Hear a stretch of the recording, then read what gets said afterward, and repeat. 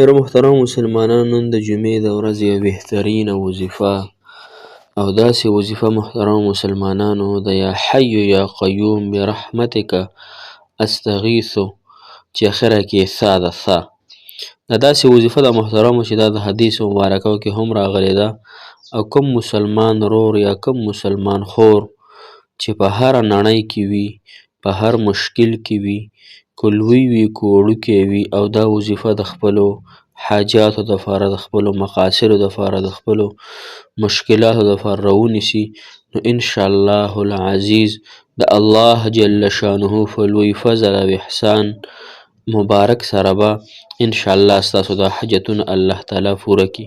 نو انشاءالله دا وظیفه ډیره اسانه هم ده او ډیره بهترینه پاورفل ده د ټولو حاجتونو دپاره. لهذا تاسو ټولو مسلمانانو ته درخواست دی چې دا وظیفه ډیره په مینه او شوق سره انشاءالله وکئ، ډیره په اخلاص او په یقین سره وکئ چې الله جل شانه ورسره حاجتونه، مقاصد او مشکلات اسان کړي.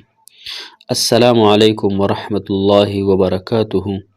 ډیرو محترمو او قابل قدر مسلمانانو ورونو خویندو، هغه مسافرو کوم چې بهر وطنونو کې، بهر هیوادونو کې دي، الله تعالی د ټولو مسافرو حامی او ناصر مددګار شي.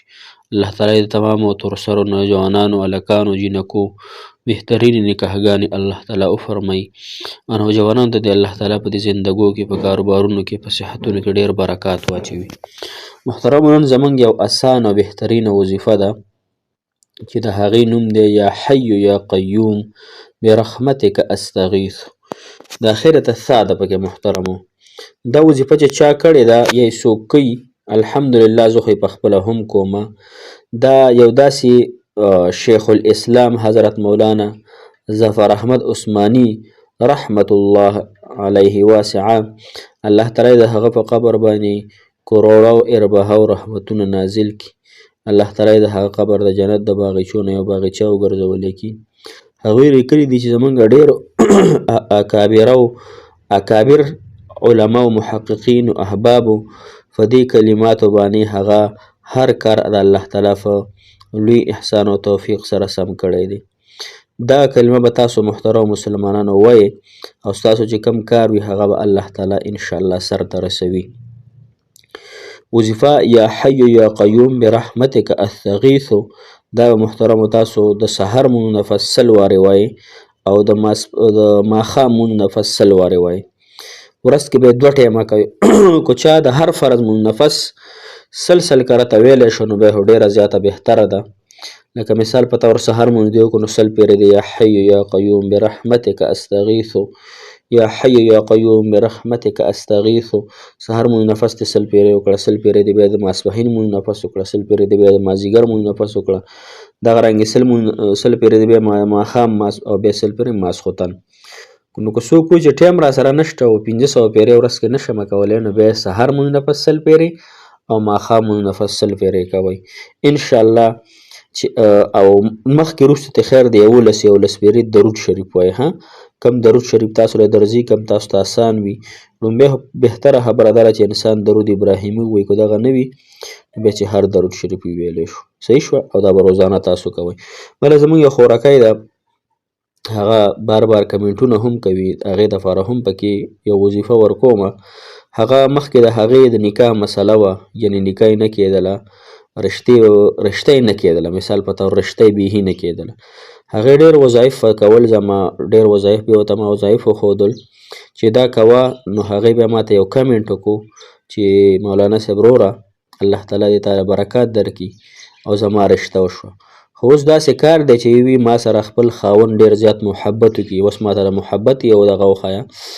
نو هغې ته دا درخواست دی چې د محبت دپاره، یعنې چې خاوند ښځې سره محبت وکړي، نو د هغې دپاره یو خو دا آیات مبارک دی یحبونهم کحب الله والذین آمنوا اشد حبا لله. یو دا آیات مبارک دی چې دا 15 پیرې سړی ووایي، نارینه ده که زنانه ده، 15 پیرې لومبی درود ابراهیمي ووایي کوم چې مانځه وله دی، 15 پیرې بیا دغه آیات ووایي، 15 پیرې بیا درود ابراهیمي ووایي. په خوږو باندې په څه باندې دم کې، په خپل خاوند یا په خپله خوښه یا په خپل محبت باندې په جایزه طریقه باندې وڅکي، نو د هغه په زړه کې به ورسره ډېر محبت پیدا شي. وایي چې دا نشمه کولی دا آیات ګران دی نو بیرته بله اسانه وظیفه ښیمه هغه تاسو انشاءالله کوئ او که تا سره دا محبت نږدې وي نو داسې پټ پټ یې وایه ځان سره 100 فیرې او په هغه یې ورشف کوه. په دې الحمدلله ما پخپله الله تعالی په لوی فضل سره زما کار پې الله تعالی کړی. زما مقتدیانو کې یو مقتدي دی چې ډېر د اصولو پابند دی او هغه د یو څیز زما په کار و ما ورته ویلی هم نه شو او هغه راکوم نه ځکه چې مخکې مې ورته یو فیره ویلې و نه یې راکوه. خو چې کله ما دا وظیفه وویله 100 فیرې یا 100 نه لږه کمه مې ویله نو ما په هغه ورشف کړه شاته پسې ور روان وم. بیا مې ورسه ستړي مشي وکړه سلام دعا سلام وشو. بیا مې ورته وویل چې حاجي صاحب دغه رنګې دا څیز په کار دی نو ما ته ویل چې صحیح ده میلاو به شي درته. نو دا اصل کې ګوره هغه لفظ د څه شي دی یا ودودو ډېر زیات محبت کوونکي رب. نو کله چې ګوره د الله تعالی په کوم ګوره د الله تعالی په خپله فرمایي زما نومونه ډېر زیات بهترین دي ولله الاسماء الحسنى الله تعالی قرآن کې فرمایي که نه او په کوم نوم چې ما را بلی نو هغه به ستاسو دپاره انشاءالله کافي او شافي کېږي. داسې مفهوم او معنه ده. نو کوم نوم چې څنګه معنه وي ګوره یا حی یا قیوم دا هم د الله تعالی نومونه دي. یا حی یا قیوم یا حی یا قیوم ژوندی او همیشه پاتې کېدونکی رب پوه شي. نو لهذا چې کم انسان وایي چې پلانکي سره مې محبت وشي یا زما ورسره دغه رابطه برابر شي نو هغه له پکار دی چې 100 پیرې روزانه په هغه باندې مخامخ او که اوس یو سړی وایي چې یاره مخامخ خو نشته دی یاره نو بیا داسې کار کوئ چې 1400 پیرې وله اللهم یا ودودو یا ودودو اللهم یا ودودو یا ودودو 1400 پیرې وایي. که موږ دغه ځای ته نشو رسېدلی زموږ دا شوف او دا کف نشي رسېدلی که نه نو انشاءالله د الله تعالی په لوی شان او د الله تعالی په لوی ارادې سره به دغه کف او شوف او دغه برکت الله تعالی د هغه زړه ته ورسوي. ځکه الله جل شانه فرمایي که نه چې په یو توره شپه کې په یو تکه توره شپه کې په تک تور غر کې په تک تور کاڼي باندې یو تک تور میږی روان دی د هغه د خپو کشه الله جل شانه اوري. د هغه په زړه کې کومه اراده ده هغه الله تعالی پوهه دی. د هغه په دماغو کې چې کوم سوچ دی هغه په هغې الله تعالی علیم بذات الصدور دی. نو لهذا الله تعالی فرمایي چې ستاسو سینو د پټو سینو په رازونو هم خبردار یم ښه الله تعالی نه څه پټ نشته دی. نو الله تعالی ته به خپل مسله وړاندې کوو او الله تعالی به انشاءالله د هغې په لوی فضل او احسان سره به په بله طریقه باندې یعنې الله تعالی په احسان سره به هغه زړه ته او سینې ته الله تعالی وررسوي. لهذا موږ له پکار چې انشاءالله یو یا حی یا قیوم وظیفه سحر مونځ او ماښام مونځ نفس سلسلې پرې وایو.